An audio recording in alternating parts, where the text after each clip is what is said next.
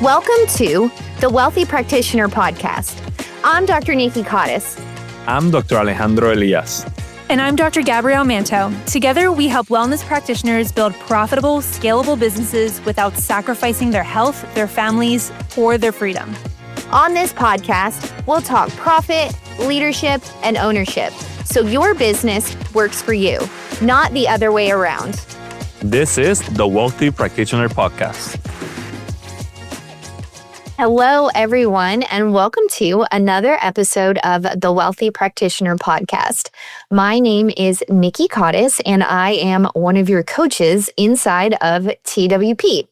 Today, I want to talk to you all about a quote that I heard on another podcast, and I was like, dang, that really resonates with me and makes a lot of sense, and about the month of June in my chiropractic office and how it was an incredible month. And realistically, I was definitely out of the office more than I normally am, actually more than I ever have been. I went to Italy, which I did talk about that on a different episode. I went to New Jersey for the coaches retreat, and then I went to Atlanta for a sales training with the sales girl, Macy McNeely. So I was out of my office a lot. And what's really interesting is that I didn't really feel worried about my office. Now, before I left and when I was looking at my calendar of all of the travel that I had, I did feel anxious about it. I had never done it before. It was new. I was leaving my kid a lot. It was just different. But I am here to tell you guys that June was one of the best months that I've ever had in my office. And it was one of the least stressful times I've had. And it's because I just genuinely believed that my team had things under control. And so I wasn't out of the office just wondering if everything was going to fall apart. I wasn't checking my phone every 5 minutes. And if you had have asked me 10 years ago if I would ever leave my office for just long stretches of time, heck, if you would have asked me that 3 years ago, 2 years ago, I would have just laughed and thought it's absolutely impossible. There's no chance. And it's because so much of everything still ran through me. Every question came to me, every problem came to me, and every decision was up to me to make. And so I think that a lot of us wear that like a badge of freaking honor, especially when we're newer business owners, because it means that we're leading well. Oh, they need me. They want to hear my opinion. And so I absolutely know with 100% certainty that is not true. If your team is constantly coming to you and asking you questions, it means the opposite. It means that we are not really doing a great job. And so the quote that I heard today on a podcast was that the greatest gift you can give your team is a well-oiled machine. And at first I thought, I don't know, is that really the greatest gift? Isn't it more money? LOL. Isn't it more time off? I mean, is that really the greatest gift? And so the more that I thought about it, the more I realized that maybe a well-oiled machine is actually what allows all of those other things to truly happen. And so before you picture just some robotic office where everyone is reading scripts and no one has personality, that is definitely not what I'm talking about. What I want to talk to you guys about today is intentionality. And here's what I've learned after 10 plus years of owning a practice. It is that a well-oiled machine does not just happen by luck. And so people will walk into our office and be like, wow, you guys look so bored, or, oh, wow, and I'm just like, okay, well, that's annoying. We're not bored. We're always working, but it's because we have so many systems that are making it appear like everything is just happening on its own. And so what they don't see is all of the years and the work that came before that moment. They don't see the conversations. They don't see that we forgot to run someone's care plan for a year. They don't see the mistakes, the trials, the error. They don't see that we're having weekly meetings unless they show up during it, which has happened before. You all know what I'm talking about. They don't see the accountability of myself and my team. They're just always moments in business where you catch yourself thinking like there has to be a better way. There has to be a simpler way. And that is one of the biggest lessons that I've learned as a business owner. And I have said this before, I will say it again, but systems are always built out of a need. I have never once sat down on a Saturday morning because I was bored and thought, you know what sounds so freaking fun today? Writing a new SOP. Never in my life have I actually thought that. Every single system that we've ever built came from some level of frustration. Something's not working. Someone keeps coming to me with the same question. A patient experience wasn't as good as I wanted it to be. We didn't handle it a certain way. We made the same mistake twice, or probably 10 times, if we're being honest. And whenever I found myself answering the same questions over and over and over again, I would think like, why are we still continuing to solve this manually? And there has to be a better way.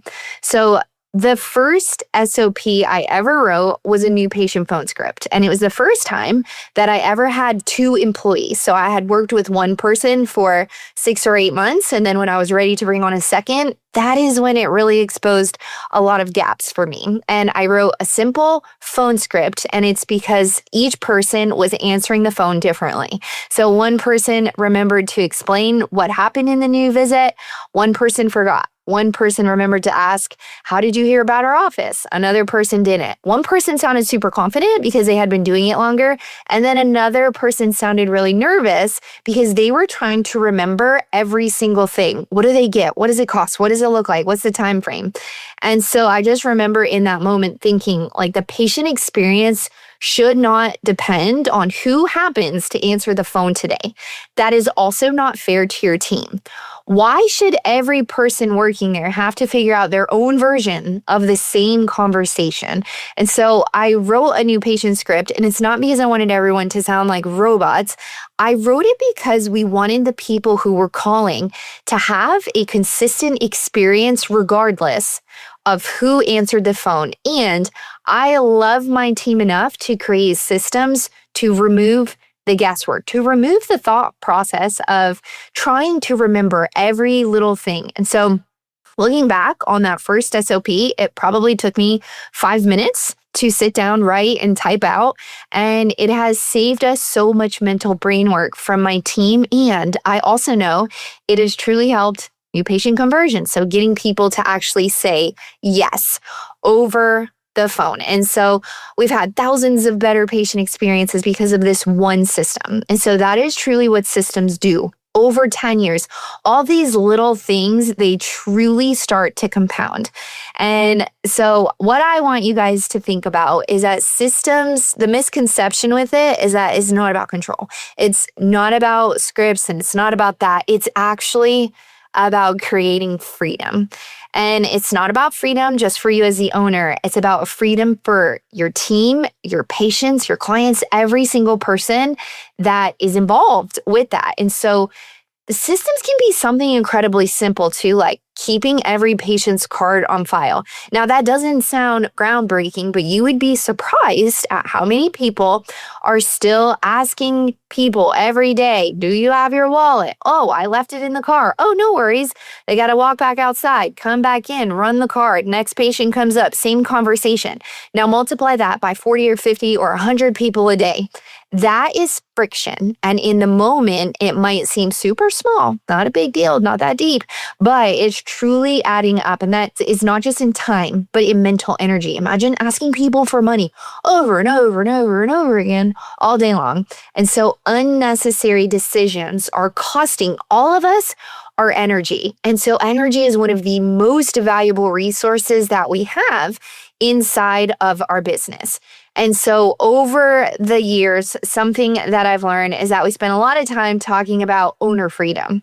Build systems so you can go on vacation. Build systems so you can step away. Build systems so you can scale. And while all of those things are true, and June is proof of that for me, I actually do not think or believe that that is the biggest benefit of building good systems. I really believe the biggest benefit is what systems do for your team. And so this goes back to that quote that the greatest gift you can give your team is a well-oiled machine. So how many decisions does your front desk have to make before lunch? Seriously, just think about it. Someone walks in, they're checking in, someone's checking out, the phone rings, a new patient's on the line, someone forgot to fill out their new patient paperwork, another patient walks in, doesn't have an appointment. How do you guys handle that? Every single one of those things requires a decision.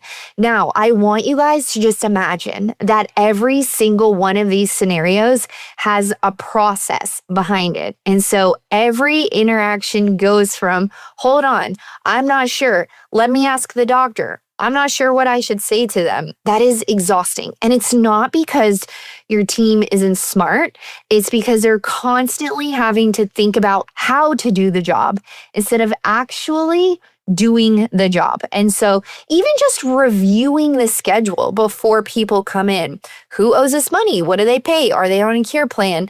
Are they coming up on a progress exam? So creating that culture where people walk into their shift already knowing what's ahead of them is so much less stress, and it creates so much certainty for what is coming next. And so I don't want my front desk spending mental energy wondering how checkout works. I want her noticing that one of our patients looks like maybe they're injured when they're walking in the door, that one of our moms looks completely exhausted today, and that she can just take an extra minute to say like, hey, is everything okay? How are you doing?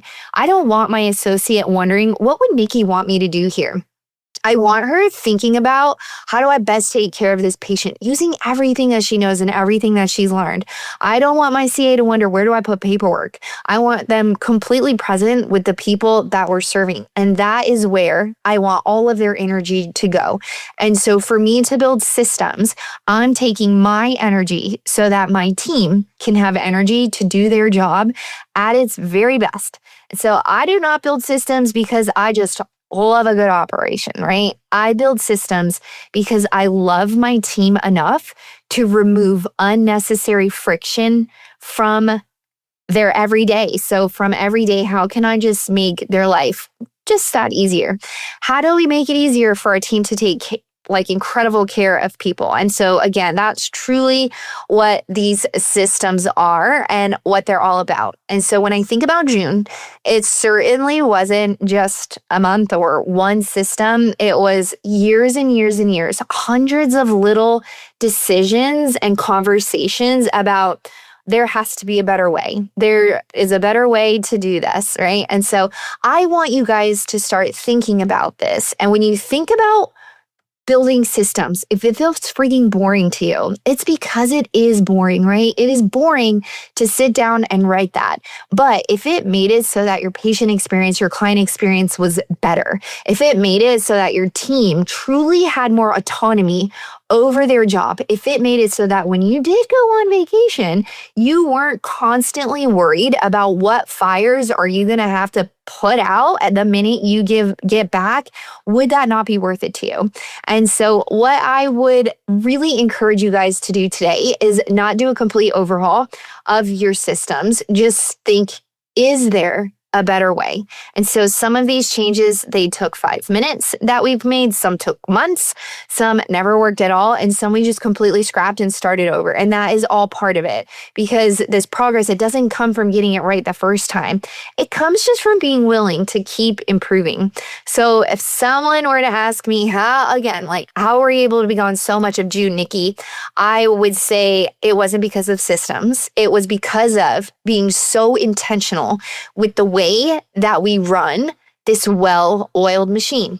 And it's creating this business where people know what's expected. That is our team, that is our patients, that is me as the owner, where everyone has the tools that they need to succeed, where they get to spend their brain power and their hearts on the people standing in front of them instead of making tiny micro decisions every single day. And so what I want you guys to do is just pick one thing that you can do today to make this a more well-oiled machine, and then repeat do it again next month, and then do it again next month, and constantly revisit these things. And so I really took this one back to the heart of why I love my job at TWP, but it's creating systems. It's creating these operational tactics to make everything just run better. And so what a gift to have a team that truly knows the system and executes on it, because that is important, guys. If you're creating systems and no one's executing on it,